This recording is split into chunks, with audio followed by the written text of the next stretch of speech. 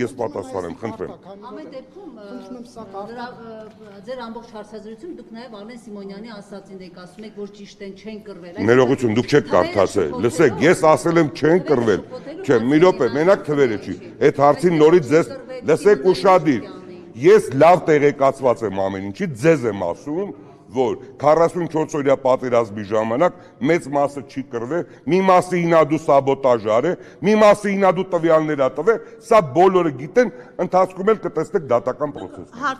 Հանցագործության մասին այս բան հաղորդում եք տալիս։ Լսեք, հաղորդում չեմ տալիս, ասում եմ դատական պրոցեսներով, այդքան որ 5 տարիա քրեական գործերա գնում։ Մենք Ղարաբաղյան շատ ընկերներ ունեմ Ղարաբաղից ես, իրանց հետ հաճախակի շփվում եմ, շատերին աշխատանքի եմ տեղավորել, իմ ընկերներին, ոչ ընկերներին, անծանոթ մարդկանց, շատ լավ մարդիկ կան, լավ աշխատասեր մարդիկ կան, շատ։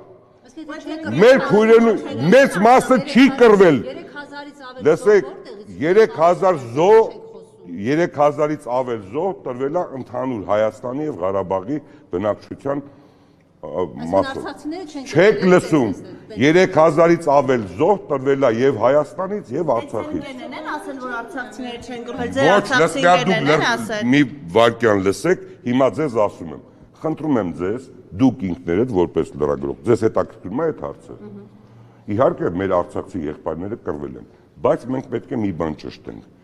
Արդյոք Արցախում բնակվող 150,000-ը, որ պետք է պաշտպաներ իր սահմանները, մեր Արցախցի եղբայրներ, նրանք ինչքան են զոհվել, Հայաստանի Հանրապետությունից ինչքան։ Ես ուզում եմ ասել, այդ երբ որ նայում ենք այդ կշիռը, այդքան էլ այդպես չի։ Դրա համար շատերը չեն կռվել։